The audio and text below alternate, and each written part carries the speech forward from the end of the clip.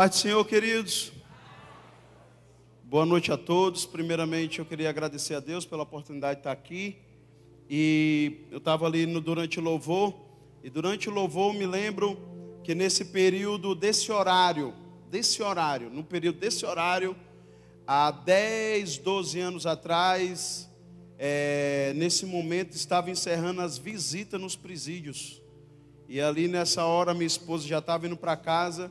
E ali nós ficávamos naquela saudade de voltar para casa, né, naquele momento. Então, hoje, eu estou aqui. Diga para a pessoa do seu lado, hoje você está aqui. Diga assim, é a graça de Deus sobre a sua vida.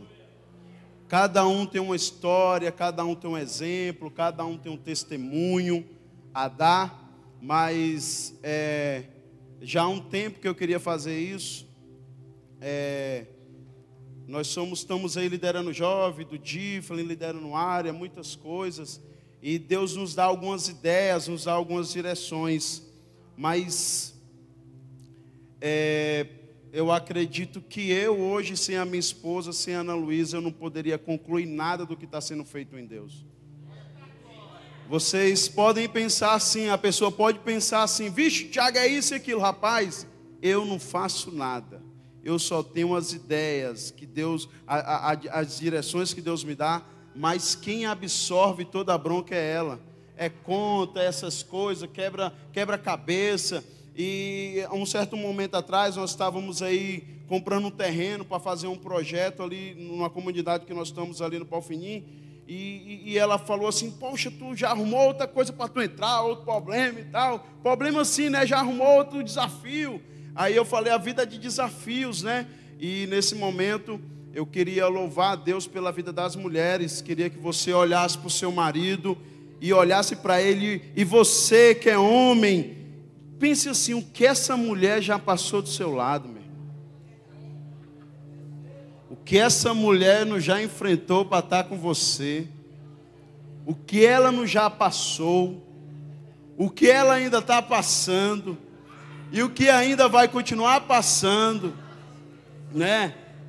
E nós homens, como somos às vezes cabeça duras, não compreendemos o vaso mais frágil, mas que Deus nos dê graça para isso, para compreender essas mulheres maravilhosas, né? Você que é casado, você sabe. Imagina agora, você que é casado, a sua vida sem sua esposa. Eu tenho certeza. Rapaz, eu não ouvi nenhum alivio. Tem ninguém que disse assim, foi muito legal. Não. Tenho certeza, gente, que você sendo do lado das mulheres, aí você pode dizer assim, eu não sou casado. E sua mãe? Que faz aquele almoço, aquela comidinha gostosa para você, né?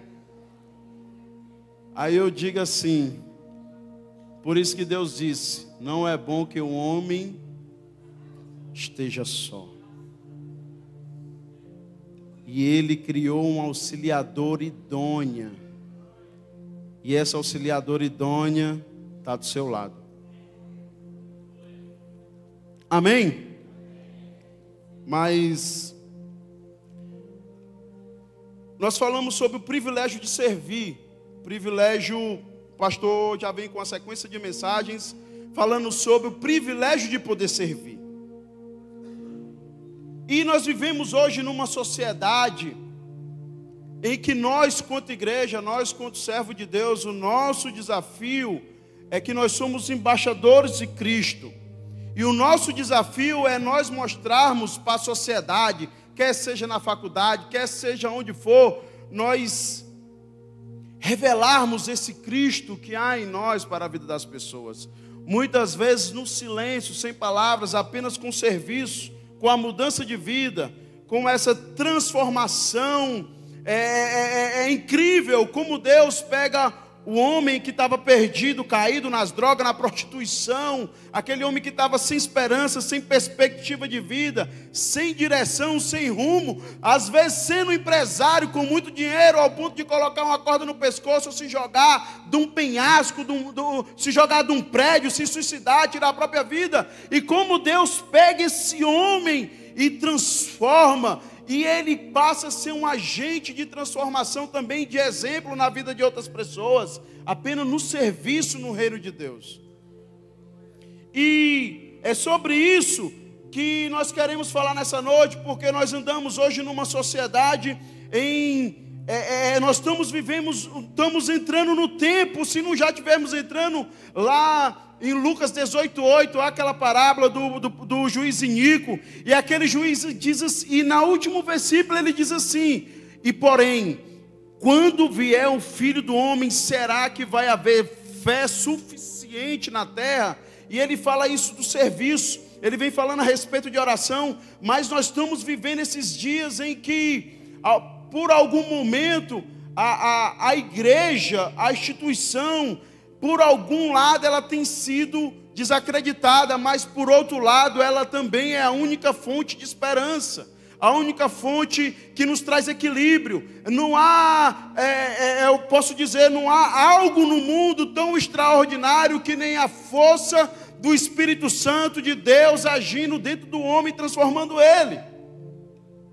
E você é esse tabernáculo terrestre que está lá em 2 Coríntios capítulo 5, e nós somos tabernáculos terrestres, e logo esse tabernáculo se desfaz, porque nós iremos ter um encontro com Jesus nos ares, nós vamos ter um encontro com o Senhor, quer seja arrebatado ou quer seja na morte, vai ser só uma passagem, aonde nós vamos desfrutar do verdadeiro Éden, do jardim de delícias que Deus tem para nós.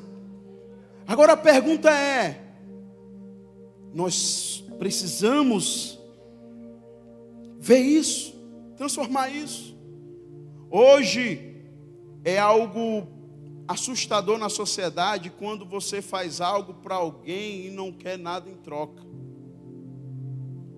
E de alguma forma as pessoas querem nos retribuir de alguma forma. Mas há pessoas aí que, através das nossas atitudes, dos nossos atos, do serviço, e aqueles que realmente entendem o que eu estou falando, o sentimento que eu tenho como explicar sobre aquilo que Deus fez na minha vida, a transformação, a mudança, o seu resgate, é como eu tenho uma dívida impagável com Deus. Eu tenho uma dívida em que quanto mais eu faço, mais eu tenho desejo de fazer. Mas para essas pessoas que estão aí fora, sem perspectiva de vida, de uma revelação divina, e há um incômodo, há uma inconformação que tem que ter dentro de mim, tem que ter dentro de você, é que além do sofrimento da vida, dos problemas, das situações que a vida nos traz, o pior ainda é uma vida na eternidade sem Deus. E isso tem que nos trazer um incômodo, que às vezes é o nosso vizinho, às vezes é a pessoa do lado, da frente, de trás, quer seja onde você tem os seus níveis de relacionamento. Essas pessoas estão se perdendo. Elas estão indo para cada vez mais caminhos sombrios, profundos, se aprofundando na droga, ou na depressão, qual seja, e às vezes essa pessoa está ali do seu lado, e de brotar de você uma palavra de esperança, uma palavra de vida. Eu acredito que foi isso que aconteceu lá no tempo, quando o profeta Isaías serra, e depois de 400 anos há um silêncio de Deus na terra, Deus não falava, e Deus levanta um homem chamado João Batista, um homem estranho no deserto, um homem que estava escondido ali em Deus, se levanta numa poderosa unção, e dele se levantar uma poderosa unção, ele diz que os caminhos serão aplanados, ele diz que os caminhos serão alinhados, e ele diz que ele veio anunciar a vinda do Messias, a vinda do Senhor. E o que eu quero dizer para você, que eu e você, o evangelho na palavra original significa uma boa notícia, e eu e você somos dispenseiros de uma boa notícia para uma sociedade que está perdida, decaída, devido ao pecado. E quando nós, quanto igreja, somos a instituição que vai trazer esperança para o mundo, porque nós somos sal e luz da terra, e nós viemos aqui não para brilhar diante dos homens, para brilhar diante de Deus, e nós estamos aqui não para falar na terra, mas nós somos sal que vai dar o sabor. Você é o sal que vai dar o sabor na vida de alguém que está sem esperança, sem perspectiva, então diga para a pessoa do seu lado: eu tenho uma boa notícia para você. O Evangelho é uma boa notícia.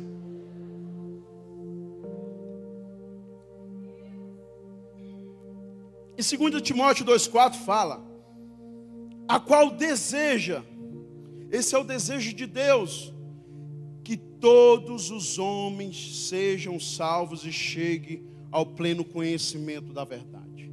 Isso é um desejo que há no coração de Deus. E 2 Pedro 3,9 diz que não querendo que nenhum pereça ou se perda, senão todos cheguem ao arrependimento. Isso está escrito nas cartas, está escrito na Bíblia. Mas pergunte para a pessoa do seu lado: como isso vai acontecer? Através da sua igreja, através de nós e através do nosso serviço. Isso vai acontecer através de mim, de você, através de nós, através do nosso serviço. E o mais lindo em Deus é que antes de eu chegar ao ponto aqui, que eu não posso dizer para vocês que é o ponto mais alto. Às vezes o ponto mais alto de Deus é aquele que está no banheiro, aquele que está ali no estacionamento, olhando ali os carros, levando mordido de muriçoca. Aquele que está ali, porque os verdadeiros líderes e os verdadeiros, aqueles que Deus levantou para fazer a diferença, eles não começaram aqui. Eles não começaram aqui, ministrando, tocando. Isso eles poderiam fazer em casa. Mas os verdadeiros líderes que Deus fez grandes mudanças estão sentados aí. Os verdadeiros líderes, eles começaram aí onde vocês estão. Estão sentados aí, servindo numa célula onde ninguém vê. Servindo o seu vizinho na mudança, servindo numa situação onde ninguém está vendo. Onde os aplausos dos homens não amassageiam o seu ego. Mas qualquer momento pode bradar do céu: esse é meu filho amado, e que eu estou me agradando dele. Esse meu filho não está procurando os holofotes dos homens. Esse meu filho está querendo servir no secreto. E lembra que quando nós servimos os irmãos, nós estamos servindo ao Senhor. E ao andar na Bíblia, ao ler sobre ela, as histórias e maravilhas que Deus realizou, e Ele ainda continua realizando nos dias de hoje, eu queria falar sobre a história de um profeta que fez a diferença. É um profeta menor, mas um homem de Deus que revolucionou, que motivou, que encorajou, que abriu mão do seu cargo onde estava por um tempo e foi servir uma cidade que estava falida, estava queimada, os portões queimados. E em um desses homens no Antigo Testamento se fala do profeta Neemias. E como nós aprendemos com o profeta Neemias? E como nós aprendemos? Eu já li o livro de Neemias umas 2 vezes ou 3 vezes. Mas sempre quando nós se motivamos em fazer a obra com a motivação certa, com o destino certo, Esdras, Neemias, todos esses profetas, eles fizeram algo diferente. No mês Neemias 1, capítulo 1, do verso 1 a 4, diz assim: Neemias, filho de Acalias, no mês do Queliseu, isto é, entre novembro e dezembro, no 20º ano do reinado de Artaxerxes, quando me encontrava na capital do Império Persa, em Suzã, um dos meus irmãos veio de Judá com alguns homens. Indaguei-lhe pelos judeus que haviam voltado e que os sobreviveram ao cativeiro e a respeito de Jerusalém. E eles me informaram: aqueles que sobreviveram ao cativeiro estavam vivendo na província, passam por grande tribulação, privação e humilhação. Tendo ouvido este relato, assentei-me e chorei-me amargamente. Lamentei por alguns dias e coloquei-me em jejum, em oração diante de Deus. Uma das coisas que quando foi pregado no domingo passado, uma das coisas que nos chamou a atenção, e que me chamou a atenção, foi a parábola do bom samaritano. O bom samaritano estava ali em Samaria, e passou ali o levita, passou o sacerdote, e ao passar aquele homem, ele se moveu de íntima compaixão, ele se moveu pela sensibilidade e também colocou também à disposição de servir aquele homem. Foi a mesma coisa que aconteceu com o profeta Neemias. Ele teve sensibilidade, ele teve compaixão e também ele agiu. E quando ele ouve que estava passando ali, eles informaram que aqueles que sobreviveram ao cativeiro e viviam lá na província passavam por grande tribulação e privação. Aqui fala, queridos, quando o rei Babilônio invadiu Jerusalém. Jerusalém ficou sitiada, queimada, destruída. Tudo foi queimado, foi invadido. Muitos foram levados ao cativeiro, outros presos, outros mortos. E quando a notícia chega a Neemias daquilo que tinha se passado, o que estava ocorrendo, esse homem entra no desespero, numa causa. E essa causa arde no coração dele, e ele começa a entrar numa vida de jejum, de oração, de humilhação diante de Deus e de consagração. Os muros protegiam e as portas guardavam. E quando nós se movemos nessa motivação de servir, nós começamos a se preocupar com o próximo. Amarás o próximo como a ti mesmo. Então essa é uma das orações que nós temos que ter e pedir para Deus queimar no coração. Senhor, queima no coração a minha paixão pelo próximo, pelas pessoas. Muitas vezes nós temos uma situação, uma questão, muitas vezes nós estamos perguntando sobre o chamado, o propósito, e uma das orações que eu comecei a pedir a Deus: Deus, me dá uma causa, Deus, me dá um motivo, Deus, me dá algo que eu possa abraçar essa causa. E foi isso que Neemias fez. Lá em Neemias 1:11, depois ele ora, clama, intercede pelo povo. Ele começa a entrar na brecha, ele começa a entrar em intercessão. E olha a oração desse homem: Senhor, que os teus ouvidos estejam atentos à oração do teu servo e à oração dos teus servos, que tem prazer em temer o teu nome. Faze que hoje o teu servo seja bem sucedido, concedendo-lhe a tua benevolência deste homem. Na época, Neemias era copeiro do rei. Neemias era o copeiro era aquele homem que poderia ser servido qualquer coisa ao rei. Se viesse ali um vinho ou um suco, algo envenenado, qualquer comida, Neemias era o cara que já ia papocar. Não chegaria ao rei. E como os homens hoje estão à procura de tanto poder, de tanta ganância, vamos dizer assim, o amor ao dinheiro tem cegado tantos homens na nossa nação e ao redor do mundo, que tem que ter um copeiro, né?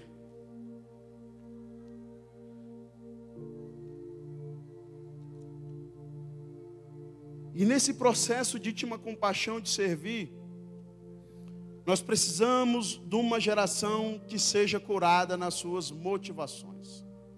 Uma geração que seja motivada pelo Espírito Santo de Deus, na motivação correta pela sua santa palavra. Porque foi isso que trouxe a Neemias a ver seus conterrâneos passando por essa situação.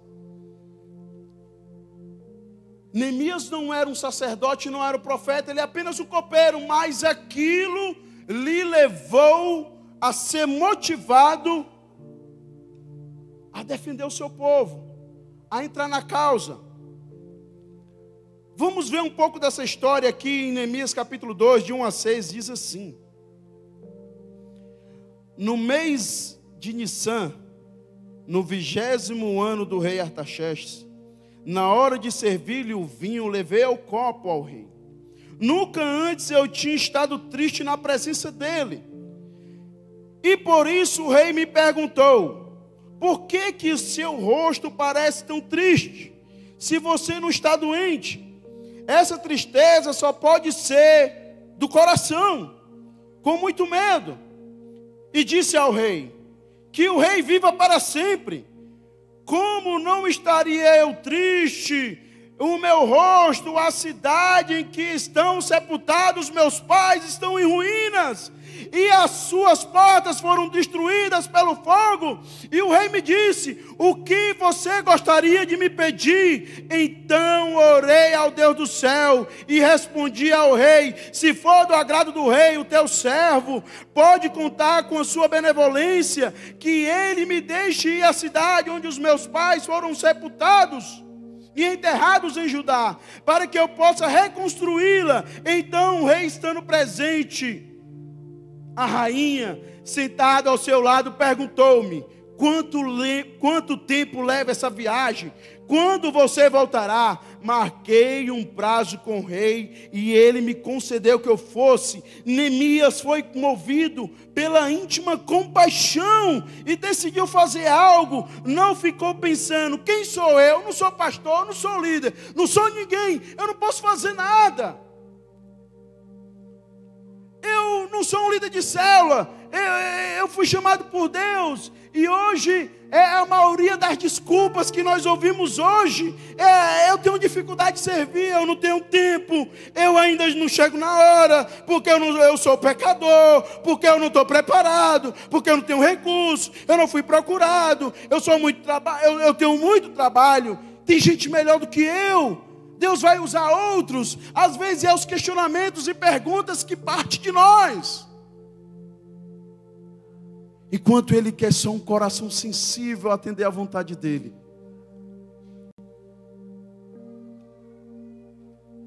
E veio uma palavra agora ao meu coração, e essa palavra eu quero trazer para você nessa noite. Lá em Josué ele diz: não te mandei eu. Ser forte e corajoso. Aonde tu for, irei eu. Aonde tu for, irei eu. Aonde tu for, irei eu. Foi isso que ele disse ali, Josué, no meio daquela situação, ali com mais de 2 milhões de judeus ali, a travessia do Jordão, e Josué, o Senhor encorajando ele ali na sua fragilidade. E é na sua fragilidade que Ele vai encorajar você. Pare de desculpas, sirva, que o beneficiado em servir não é eu, é você. É você.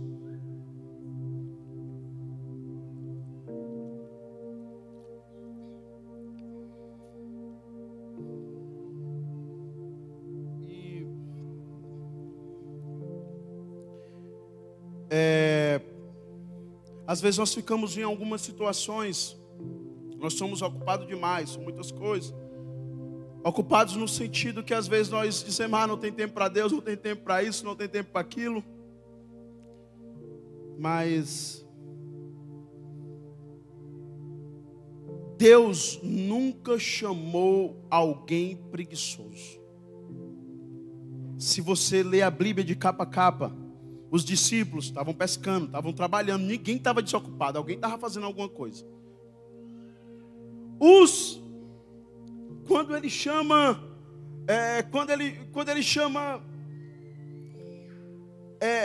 os profetas, quando ele chamou alguém, não tinha ninguém desocupado. Alguém estava metendo a mão na massa. Porque o que é que nós aprendemos? Se o cara não suou a camisa antes, depois é que ele não vai fazer. Sabe, queridos, nós começamos aqui essa igreja, quando nós chegamos aqui nesse terreno, nós chegamos a fazer uma vigília aqui. O pastor Dias não sabia nem qual era o local. Eu sei que nós se metemos aqui dentro dos matos.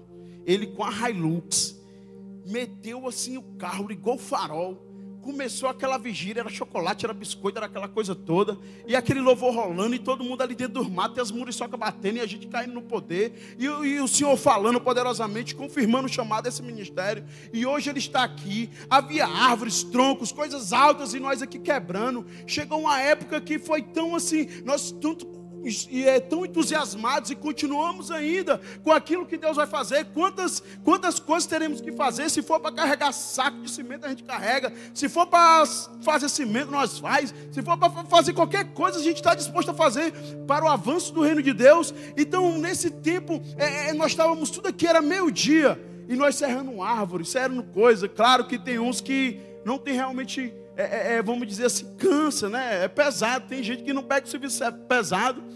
Aí compramos umas quentinhas e os frangos.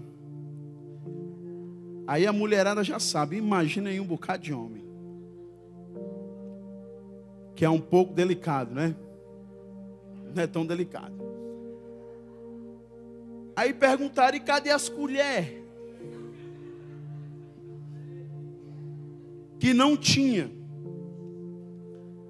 Aí nós olhamos para o pastor Dias. Aí ele olhou assim para nós: rapaz, lá no Éden eu creio que Adão comia com as mãos.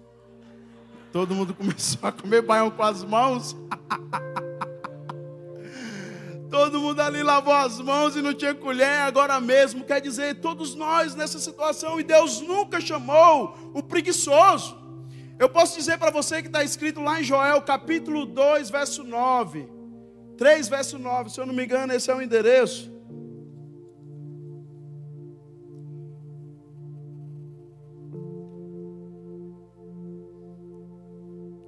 Israel passava por uma situação, por um problema, por uma questão.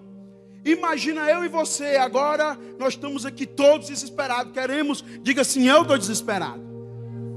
Foi muito fraco, diga assim: eu estou desesperado. Para proclamar as boas novas. E Deus dá um trequete, Ele dá uma palavra ao profeta Joel, lá no Joel capítulo 3, verso 9, esse é um texto que me motiva muito, mas olha o que é que ele diz: proclamai isso entre as nações, prepare-se para a guerra, despertem os guerreiros. Diga para a pessoa do seu lado: desperta o guerreiro. Despertem os guerreiros, todos os homens de guerra, aproximem-se e ataquem. Verso 10. Forjai os seus arados, fazendo deles espada. Estava no lugar de trabalho. E das suas forças, façam lança. Estava no lugar de trabalho. Sabe o que eu quero dizer para você? Que diga ao fraco: eu sou forte. Assim diz o Senhor dos Exércitos para você. Ele disse: sai do teu lugar. Vem meu guerreiro, vem minha guerreira. Olha, eu não estou dizendo para você que você tem que abrir mão do seu trabalho. Você tem que sair, nós temos que sair só do local de acomodação. É isso que Ele quer de nós. É isso que Ele quer de nós, do local de comodidade, do local de acomodação. Ele diz: ei, está na hora, despertem os guerreiros valentes. Eles estão dormindo, vamos aqui, vamos reconquistar aquilo que Deus tem para nós. Não tem mais desculpa, não tem mais o que dizer.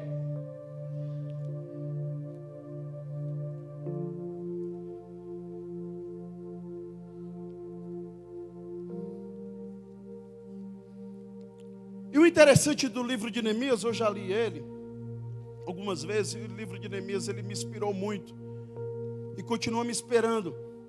Mas, quando nós vamos fazer algo para alguém, é natural do homem, ele fala assim, ou se você vai fazer algo para alguém: o que é que eu vou ganhar em troca? O que é que eu vou ganhar em troca? O que eu vou ganhar em troca, queridos? Quando Jesus diz assim: quando orares, entra no teu quarto, fecha a porta e ora no teu Pai secreto, e Ele te recompensará.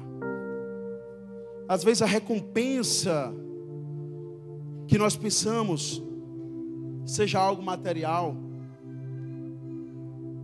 mas eu creio, e absolutamente eu creio nisso, que a maior recompensa de você estar no seu quarto em secreto é que você vai ter a recompensa da presença dele. A Bíblia diz lá em Pedro que nós se relacionamos com essa natureza divina e ela começa a transbordar de nós. A natureza do Senhor, quanto mais nós se aproximamos a Ele, mais nós ficamos parecidos a esse relacionamento. E começa assim.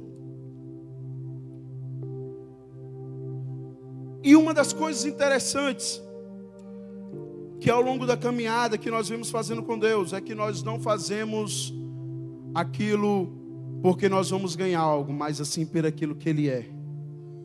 E pelo aquilo que Ele vai ser, e pelo aquilo que Ele é sempre.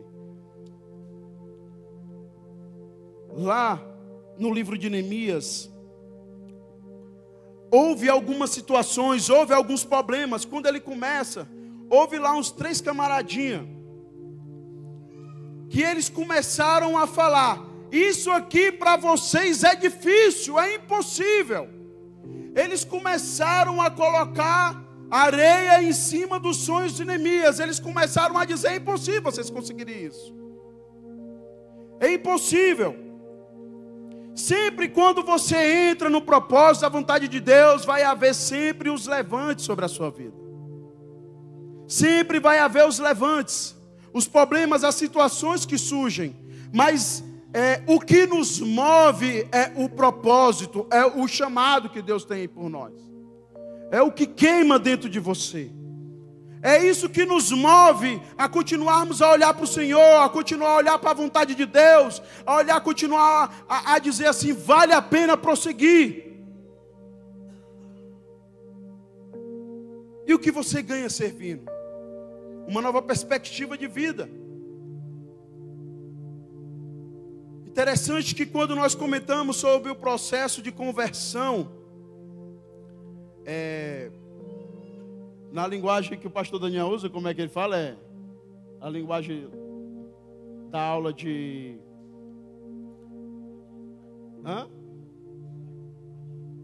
Não, de conversão, né? Isso é uma linguagem que você usa na automotiva, né? No dia a dia, né? Quem anda de carro sabe, quem teve aula de sabe. Fala de conversão. Você vai fazer uma conversão, você vai fazer uma curva, você está vindo para o caminho, volta para outro. Você fez uma conversão.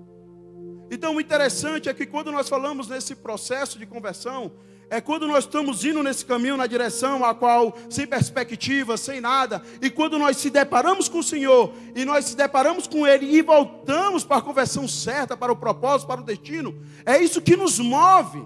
E por que nos move? Qual o propósito? Qual o chamado? Por que você está aqui nessa cadeira? O que você é? O que mais me inculcou há 4 anos atrás,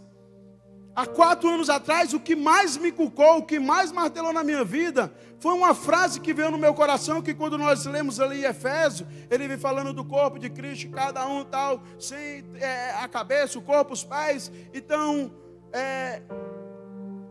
aí ele vai falar também lá em Efésios 4:11, ele vai falar do ministério apostólico, pastor, mestre, profeta, isso. Aí eu fiquei me perguntando: Deus, qual a minha função no corpo? Qual é a minha função no corpo de Cristo? Qual é o meu chamado? O que tu tem para mim? Essa era das maiores perguntas que eu tinha no meu tempo a sós com Deus.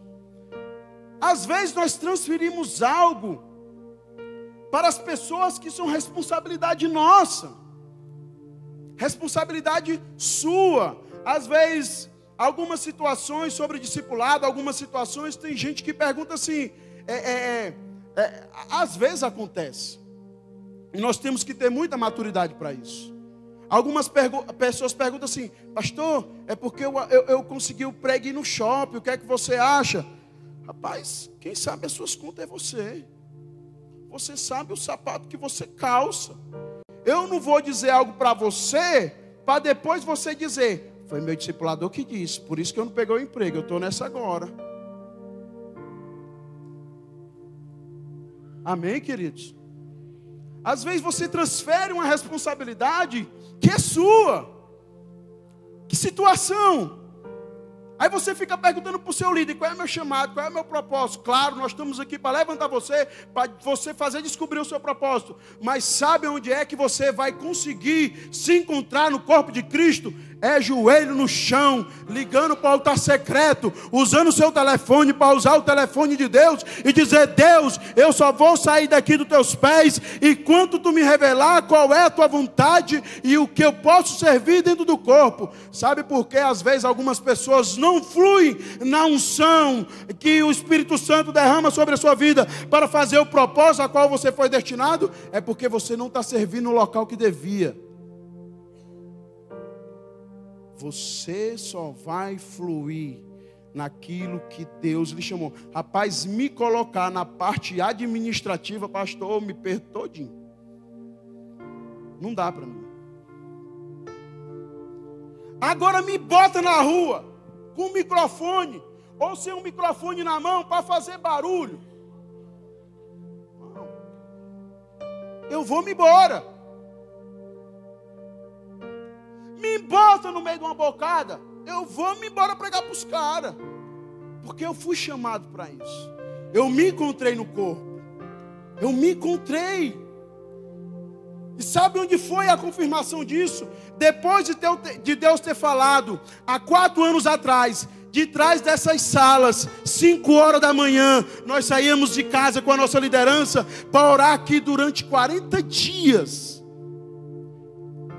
E foi dentro desses quartos, às 4 horas da manhã, ainda com os olhos pregados. Eu me lembro uma vez que veio o pastor Dias, ele vinha naquela Hilux, e ele, quando acorda cedo, ele... aquele negócio que ele tem, né? Aquele negócio no nariz, Tiagão, tudo bem, né, Tiagão?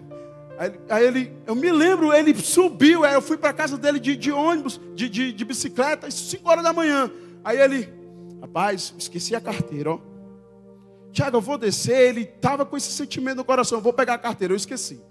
Aí quando ele pega a carteira, e nós estamos ali, aí em frente à Unifor, lá vem a rodoviária federal, Hilux Zona, só nós dois dentro.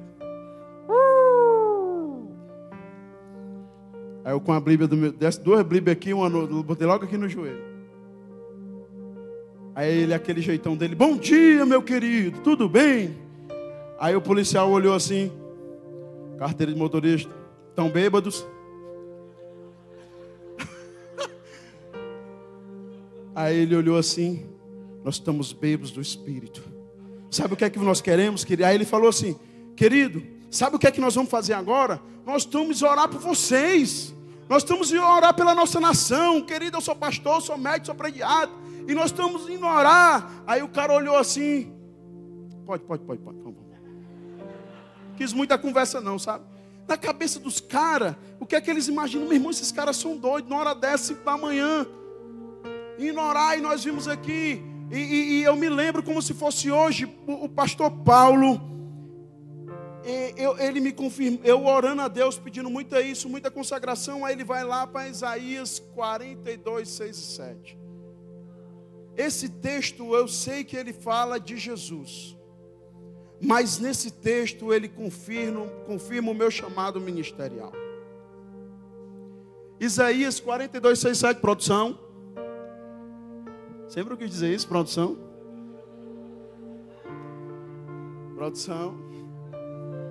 Eu sou o Senhor e te chamei em justiça. Segurei-te firme pela sua mão. E eu guardei e farei de você mediador para o povo, uma luz para os gentios. Para abrir os olhos aos cegos, para libertar da prisão os cativos, e para livrar do calabouço que habitam na escuridão. Esse foi o meu chamado evangelístico. Deus me confirma naquele dia. De manhã aquela palavra veio como uma flecha no meu coração, e eu caí dizendo: Deus, obrigado, porque esse é o meu chamado.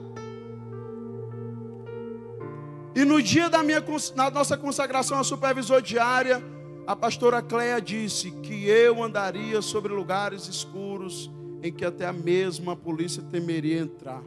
Mas ela disse: vai que o Senhor é contigo. mas nós vamos debaixo de um propósito de oração, não desordenadamente, mas com uma palavra do Espírito Santo à nossa direção, porque teve momentos que até o apóstolo Paulo queria pregar numa determinada cidade, e a Bíblia diz que o Espírito de Jesus não permitiu. Então, querido, tenha essa sensibilidade para ouvir a voz de Deus, para você ir para onde o Espírito de Deus não quer que você vá. Se aconteceu no Antigo Testamento, no Novo, com os homens, né? Os caras, meu irmão. Imagine conosco. Rapaz, não sei se vocês prestam atenção. Inscrição para o Ministério de Louvor. Sou o primeiro a levantar a mão, eu, Ivanildo. Quando eu chego perto do pastor Daniel, o pastor Paulo, não é o pastor Paulo também. Quando nós fazemos assim, o que é que acontece, pastor? Puxa logo a mão, faz logo assim, ó. Pera, pastor. Porque não é o meu lugar, queridos, não é o meu lugar. Meu lugar talvez seja levando caixa, ali cuidando de outra coisa, mas ali não é o meu lugar. Se um dia for, o Paulo antes sabe, né? Bom. Mas se encontre no chamado. Foi isso que Neemias fez. Ele se moveu de uma íntima compaixão. Ele se moveu de abraçar a causa. Diga comigo, abrace a causa. Às vezes a célula está lotada, esbarrotada, saindo pelo ladrão e o pobre do líder. Ai meu Deus, quer me auxiliar em treinamento, quer me auxiliar em treinamento, e todo mundo.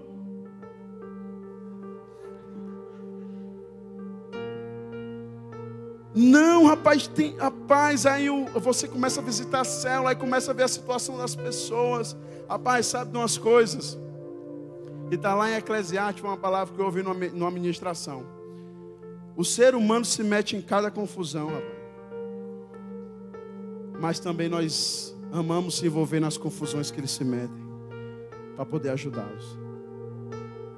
Amamos esse negócio de estar cuidando de pessoas. Foi isso. Imagina quem abraçou a causa de Israel destruída. Neemias. E ele chega diante do rei e ele recebe o aval, vai lá. E ele começa essa grande construção. Surge os empecilhos, surgem os problemas. Eu tenho uma palavra para a sua vida hoje. E o que eu tenho a dizer para você: há problemas, há situações na minha vida que, pastor Dias, ninguém vai resolver. Pode se juntar vocês tudinho e não resolve.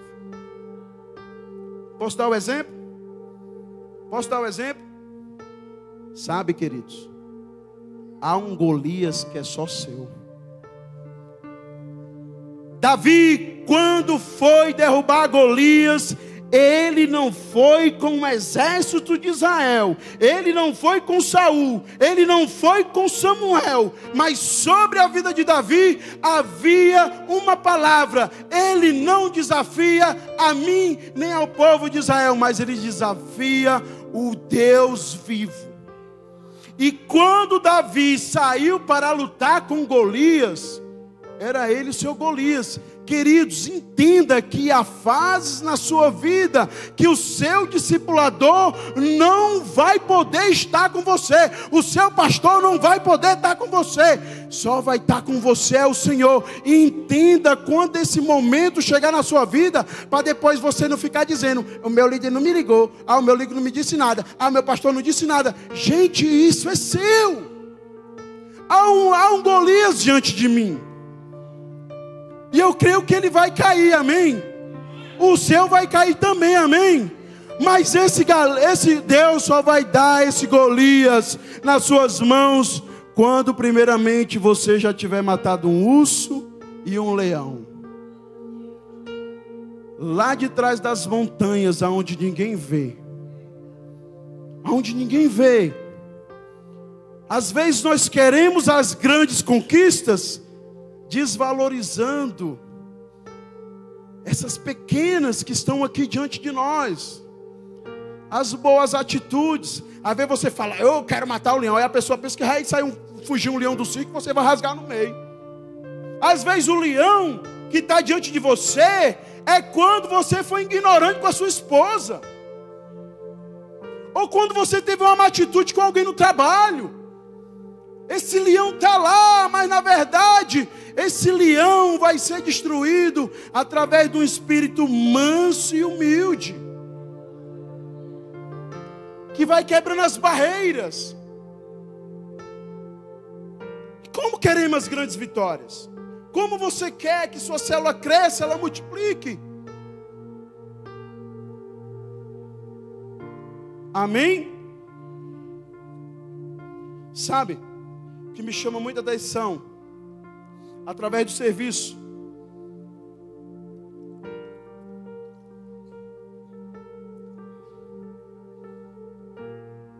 está lá em João capítulo 13, que antes da crucificação, isso é um texto que me deixa assim fascinado.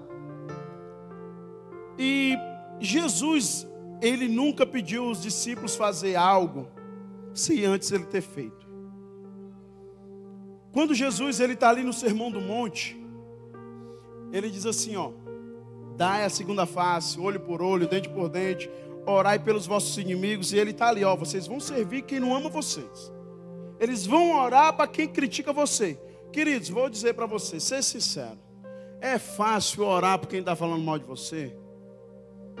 É fácil servir aquele que está te aborrecendo? E Jesus começa ali o Sermão do Monte. Só que quando chega a mesa, imagina a cena, Zé, a cena. Jesus ali com os 12, e ele começa a tirar sua vestimenta, e ele pega uma bacia, e ele começa a lavar os pés dos discípulos. E ele vai lavando de um por um. Era o santo lavando os pés dos profanos. Era o perfeito lavando os pés dos imperfeitos. Mas ao ler, para mim, o difícil não foi lavar os pés de João. O difícil não foi lavar os pés de Pedro. Não foi lavar os pés de Tomé. O difícil foi lavar os pés de Judas, o traidor. Mas mesmo assim, Jesus, sabendo quem ia lhe trair, ele lavou os pés do traidor. Se você quer servir o corpo de Cristo com excelência, você só vai servi-lo com excelência quando você tiver disponibilidade de lavar aqueles que um dia lhe traíram. É fácil servir aquele que nos servem. É difícil servir aqueles que não podem nos retribuir com nada. É fácil eu ir para o aniversário de alguém e dar um presente que ele pode me retribuir de volta quando for o meu, né? Mas é difícil você retribuir a alguém que não pode lhe devolver nada. Aquele que está ali na sarjeta, precisando de ajuda, e você perdoar. Então você só vai lá, está pronto para o ministério para isso. Sabe por quê? Quando Jesus ele vai à casa de Jairo, curar aquela mulher enferma, curar aquela criança que estava morta e ali só dorme. Aquela menina estava lá dormindo, deitada, estava morta já. E Jairo vai ali, vai até Jesus e pede assim para ele curá-la. Só que havia ali no meio daquela multidão uma mulher que fazia 12 anos que estava enferma com hemorragia. Anos e anos aquela mulher estava ali padecendo na mão dos médicos e nada lhe curava. Sabe o que é que acontece?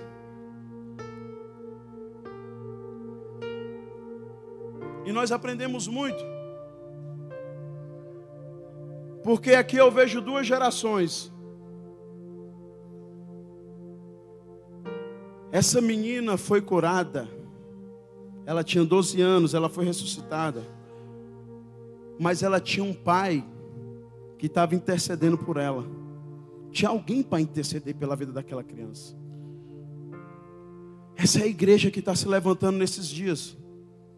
Uma igreja que vai se levantar, onde ela tem uma liderança, ela tem uma paternidade, ela tem pessoas que estão orando por ela. para Deus levantá-la para o seu chamado e o seu propósito. Já essa geração aqui, ela foi muito ferida, padeceu muito na mão dos homens. Acho que pastor Paulo, o Uziel, o pastor Daniel, a Vade, os meninos aí, o Tarquim, que tem mais anos de cristianismo do que eu, eles sabem que há 10, 30 anos atrás, talvez eles poderiam tentar pegar numa guitarra dentro de uma igreja e eram repreendidos assim publicamente, feridos mesmo. Só que esse aqui está padecendo. Sabe como é que a igreja está padecendo na mão dos homens? Essa igreja que está em hemorragia, sabe qual é a igreja? É a igreja que você tem que, o soquinho ungido, passar por debaixo das 7 vassouras, passar por cima disso e daquilo, fazer a corrente daquilo, não sei daquilo. Ei, eu não vi Jesus fazer campanha para libertar gadareno. Queridos, eu fui viciado em drogas, já estava no crack. Mas eu vou dizer algo para vocês. No dia da minha genuína conversão, eu não tive abstinência mais de nada. Isso eu falo com propriedade. Sabe qual foi a abstinência que gerou em mim? Tiago, está onde? Estou em casa. Vamos para o monte. Bora. Tiago, vai ter oração. Bora. Tiago, vai ter um dia de jejum. Bora. Tiago, vai ter isso aqui. Bora. Tiago, bora. Bora. Bora. Então, me lembro como se fosse hoje.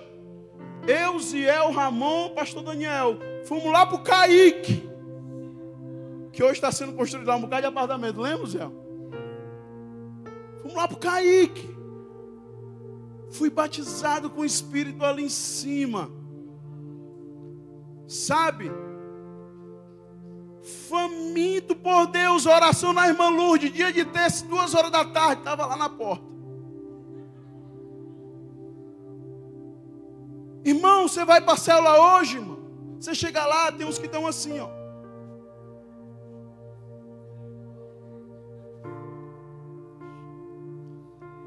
Claro, nós temos horário para acabar as coisas, né? Mas quando ele vem, quem é que quer ir embora? Você está faminto, hein? Era lá, chegava lá na irmã Lourdes, acabava a minha célula, aí os meninos estavam lá, os adolescentes, eram 10 horas, eles iam para casa, e eu, rapaz, será que ainda tem alguma coisa lá pela irmã Lourdes? Aí quando eu chegava lá era 10 horas, e aqui lá estava lá 5, 6 irmãzinhas do coque, muito séria, as mulheres que sapateavam mesmo no mistério. Aí eu chegava lá no portão, aí o seu Zé falava assim: você não vai entrar não. Deixa eu entrar, seu Zé, por favor. Você não vai entrar não. Deixa eu entrar, seu Zé, 10 horas, já está acabando a célula. Aí ele falava assim: já está acabando a célula. Mas deixa eu entrar, seu Zé. Aí ele falava assim: não vou deixar entrar, porque se der uma oportunidade para você, vai acabar meia-noite. Alguém é isso, seu Zé?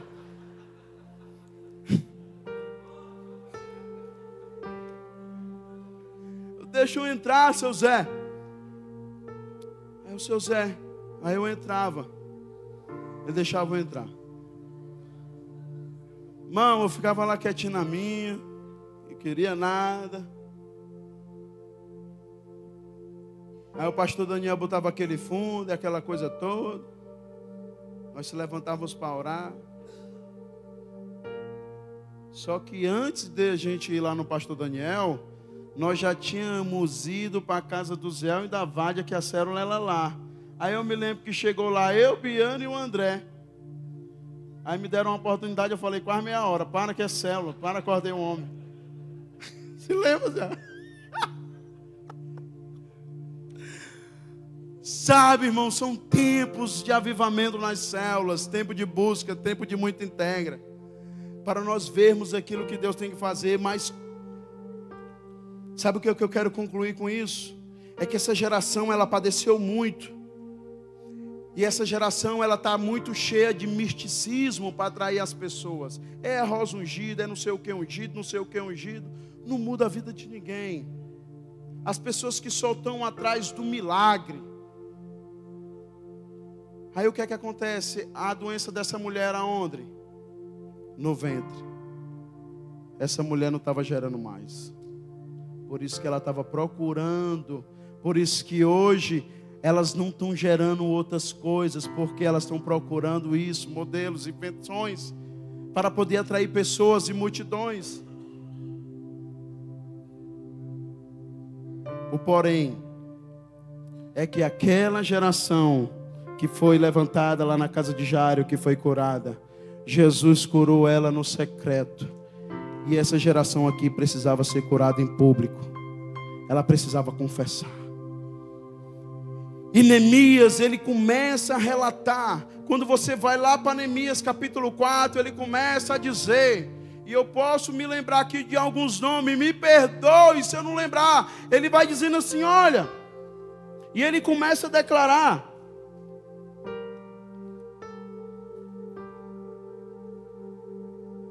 E ele fala assim, começou a restauração. O sacerdote principal de Eliasbe e seus colegas sacerdotes logo se prontificaram, começaram a trabalhar na porta das ovelhas, restauraram as portas e fecharam-nas. Depois seguiram até o corredor e os homens de Jericó trabalhavam com eles ao lado sul. As portas do peixe também foi reconstruída. E aqui ele começa a falar em determinados locais de bairro de Israel que foram restaurados. E ele começa a citar o nome dos homens que estavam nessa construção. E ao final disso, assim edificamos o muro, e todo o muro se fechou até a metade da altura, porque o povo tinha ânimo para trabalhar. O povo tinha ânimo para discipular. O povo tinha ânimo para liderar a célula. O povo tinha ânimo para ir para o culto. O povo tinha ânimo para ir para o Tadel. O povo tinha ânimo. Ah, é ali. Ah, é lá no beco do zigue-zague. Ah, foi fechada ali a porta. O Ramon abriu uma célula. Ah, nós estamos aqui em Fortaleza. O irmão Alcion está ali, lá no bairro da Vajota. Ah, começou ali. Ah, começamos a restaurar novamente. Nós estamos ali na comunidade do Gengibre, Palfinim. E assim você pode dizer, o seu nome também está sendo escrito nessa história. Ainda não acabou. Se eu fosse relatar hoje o nome dos líderes da plenitude, eu poderia começar a citar os nomes, aonde começou, a casa que começou, o líder que começou, aonde ela continua e para onde ela vai. E a minha pergunta é o seguinte: você está com ânimo para trabalhar? Você está com ânimo para trabalhar por Senhor?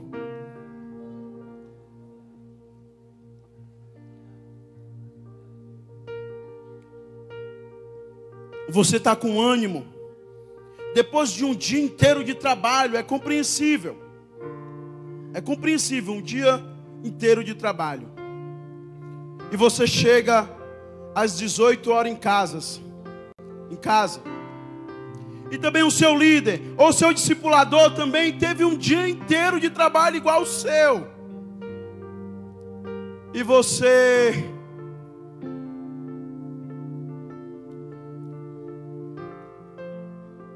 também, o meu líder está me esperando. É às 8 horas o meu discipulado. Poxa, o meu discipulado, eu vou ler a palavra, eu vou aprender a Bíblia, eu vou aprender princípios, eu vou poder abrir o meu coração com alguém que eu vou depositar minha confiança. Você está com esse ânimo, com essa pegada? Sabe? Essa palavra fala muito de serviço. Mas esses homens que nós citamos nessa série de mensagens, eles só serviam com excelência o seu serviço. Sabe por quê? Pergunta assim, por quê? Porque eles tinham um altar secreto. Você não pode compensar Deus com seu serviço, deixando a intimidade de fora. Por isso que quando ele chamou os apóstolos para completar, para servir as mesas, Ele disse assim: escolha o homem dentre eles que sejam cheios do Espírito Santo e que eles possam servir ali as viúvas de Jerusalém. Eram homens que estavam cheios do Espírito Santo. Sabe por quê? Porque se você for servir sem ter esse altar secreto com Deus, você vai se frustrar, porque você vai se preocupar com o aplauso dos homens e aquilo que você vai fazer para os homens aplaudir você. Mas quando você faz algo e tem o seu tempo a sós com Deus, você não quer saber do público, você quer saber com o secreto e vai servir a Deus com excelência. Você vai servir com excelência porque você tem um altar só. E você que veio hoje aqui nessa noite, pelo amor de Jesus Cristo, você poderia estar em qualquer outro lugar, mas você está no local certo, no momento certo e na hora certa. E mais uma vez Ele está declarando lá do alto: filho, vem filho, que eu estou aqui novamente. A minha história com você não acabou. Nesse mesmo espírito, curve sua cabeça agora. Feche seus olhos. Faça uma retrospectiva da sua vida, de como você está vivendo.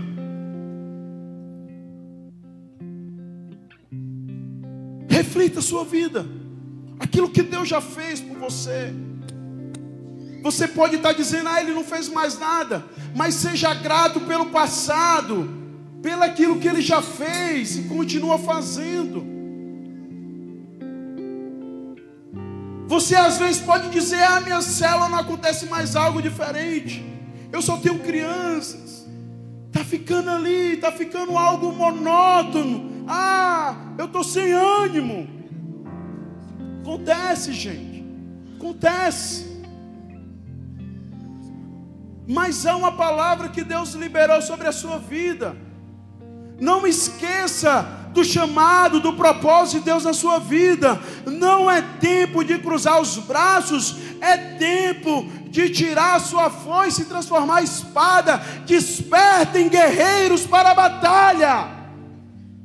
Diga ao fraco: eu sou forte, eu sou o Senhor dos exércitos. A palavra que Ele está dizendo para você nessa noite: ser forte e corajoso, ser forte e corajoso, ser forte e corajoso na sua rua, no seu bairro, na sua família. Há brechas que precisam ser tapadas, e se levanta Neemias, a obra pode ser extensa, mas no final dela vai ter um grande gozo de alegria. Reflita, reflita. Talvez você chegou aqui nessa noite dizendo assim: poxa, o meu casamento, será que é uma saída? Será que ele vai mudar ou ela vai mudar? Poxa, eu estou disposto aqui a chutar o balde, a abrir mão disso, a abrir mão do propósito, a abrir mão do chamado. Mas uma coisa eu digo a você: Ele não desistiu de você. Ainda que você desista de você mesmo, Ele nunca vai desistir. Receba ânimo nessa noite. Receba ânimo nessa noite. Receba ânimo nessa noite. Está difícil, tá? A obra é extensa. Não dê ouvidos ao diabo. Sua célula tem 1, 2, 3 pessoas? Tem? Pode ter. Mas uma coisa eu vou dizer para você: se você tem 1, 3 pessoas na célula, a palavra que eu libero para você nessa noite, que se você está no centro da vontade de Deus, permanece. No tempo certo vai florescer. As pessoas vão. Permanece no altar secreto. Permanece no altar secreto. Procura, vai aí, não procura o aplauso dos homens. Vai servir ao Senhor, vai servir ao Senhor. Não vai agradar homens, não vai agradar ninguém. Agrade ao Senhor, agrade ao Senhor, agrade ao Senhor, agrade ao Senhor, agrade ao Senhor, agrade ao Senhor, agrade a Ele. nesse espírito. Eis-me aqui, prostrado outra vez, pra tudo entregar, pra tudo entregar. Leva-me perto de ti, Senhor. Se você quiser se levantar, correr, pular, chorar, vem para cá pro altar. Anseio por ti, eu me rendo. Se você está do lado de uma pessoa, eu me rendo, e essa pessoa foi que pra conhecer. Você pode estar se perguntando: o que foi que eu fiz para esse cara fazer essas coisas por mim? O que foi que eu fiz para essa moça fazer isso por mim? Eu não era nem tão amigo dele, mas ele se aproximou de mim e ela se aproximou de mim, e hoje eu estou aqui vivendo esse momento. Pra conhecer-te mais.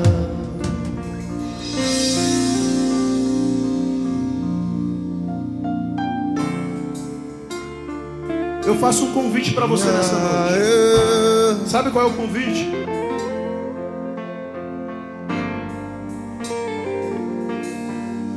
Há um convite para você nessa noite. Esse convite é Jesus fazendo a você. Diz assim: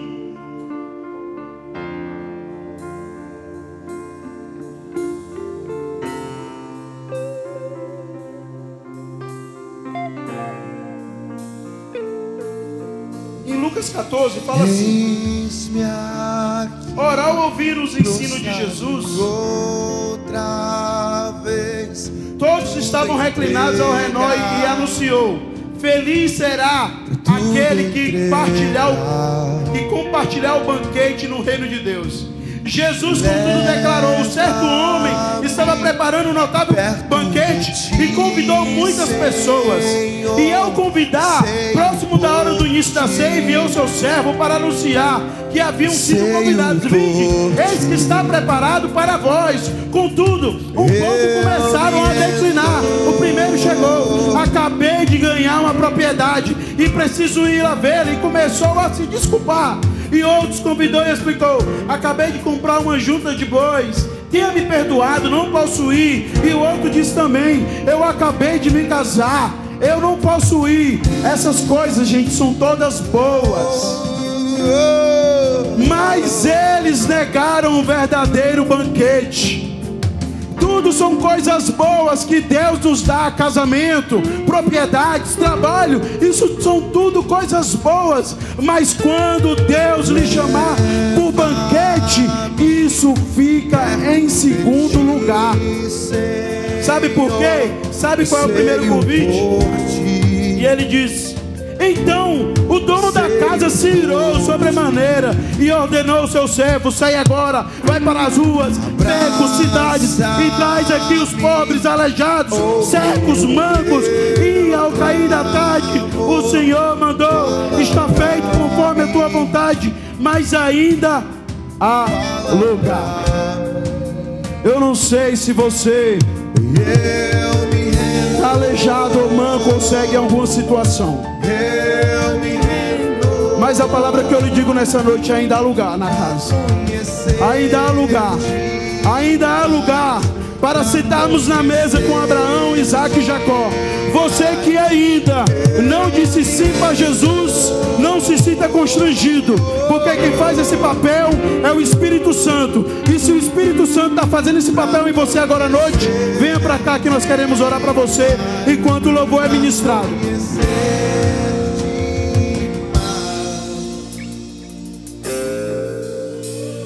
E você que é líder, quer o renovo, se você, poxa, essa palavra falou comigo. Há muitas lutas e batalhas que realmente acontecem, nós precisamos de dose de ânimo. E se você está precisando dessa dose de ânimo, vem para cá para frente também. Não tenha vergonha disso, sai do seu lugar. Sai do seu lugar, que nós estamos aqui para soprar o sopro de vida que há do Espírito em você. Se algumas situações ou problemas, você fala: Tiago, eu sirvo. Quanto mais eu faço, mais eu vejo o resultado diferente. Não é um resultado que eu espero, não é o que eu estava esperando. Saia do seu lugar, vai acontecer algo novo na sua vida. Vai acontecer algo novo. Deixa eu lhe dizer, meu amado e minha amada, o seu casamento há esperança, a sua casa há esperança, o seu ministério tem esperança, tem esperança, tem esperança, tem esperança.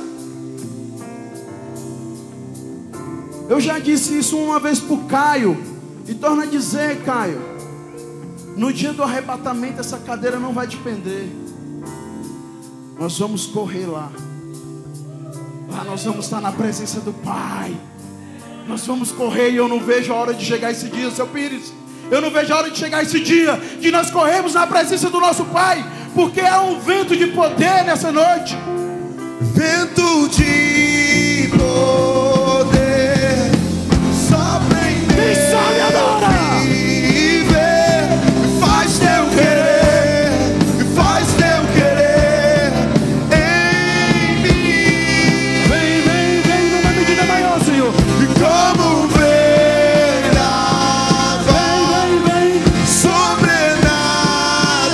sobrenatural, faz teu querer em mim. Desperta do que é em ti, homem. Desperta do que é em ti.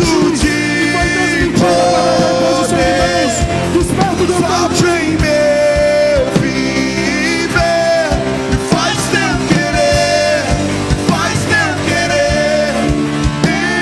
em mim. Como vendaval sobrenatural, faz teu querer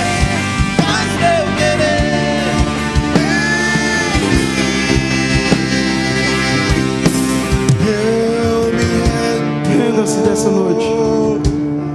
Eu me rendo pra conhecer-te mais, pra conhecer-te mais. Eu me rendo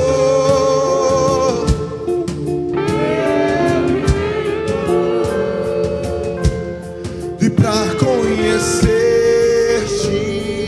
mais, pra conhecer-te mais. Eu me rendo, eu me rendo Renove suas pra forças. conhecer-te. Prepare a sua armadura para a batalha. Está só começando. Está só começando. Eu me rendo, Até aquele grande dia chegar. eu me rendo. E quando aquele dia chegar, pastor Daniel, vai ser glorioso.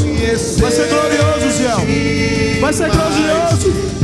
A tribulação no presente momento vai ser glorioso. Vai ser glorioso, Jean. Vai ser glorioso a tribulação no presente momento. Sopra em meu viver, faz teu querer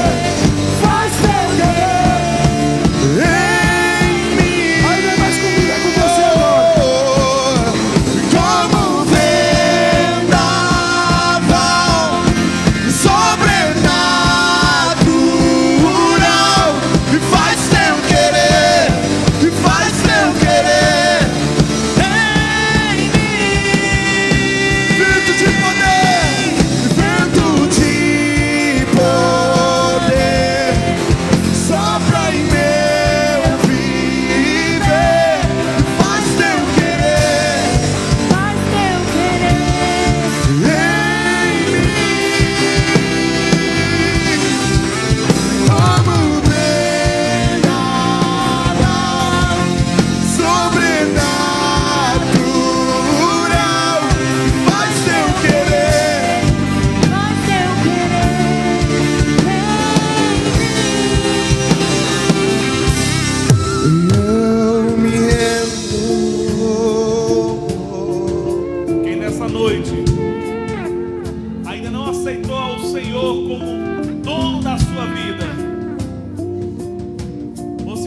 desviado e quer reconciliar-se com o Senhor, levanta as tuas mãos aos céus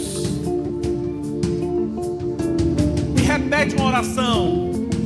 Deus, nessa noite eu te recebo como meu Senhor, como meu Salvador. Me dá a certeza da minha salvação. Senhor, eu quero te servir. Eu quero estar contigo. Perdoa os meus pecados e me dá a certeza da salvação. Em nome de Jesus é que nós oramos. Amém. Amém.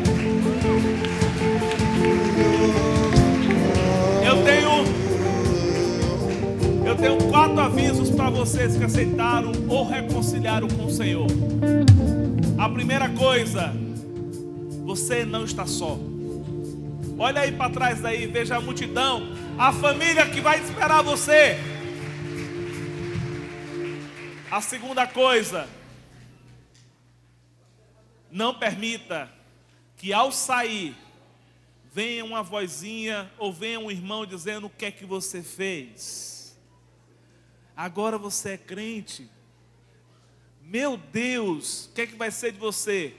Não escute. Você é um homem e uma mulher abençoada de Deus. A terceira coisa, comprem uma Bíblia. Medite nela de dia e de noite. Comprem e meditem. E a quarta coisa é que nós queremos cuidar de vocês. Nós queremos pegar o endereço, pegar o telefone, para podermos ajudar vocês no ensino da palavra. E acompanhe esse senhor, seu Pires, para a gente pegar o nome, o telefone, o endereço, para a gente fazer uma visita, fazer uma ligação, amém?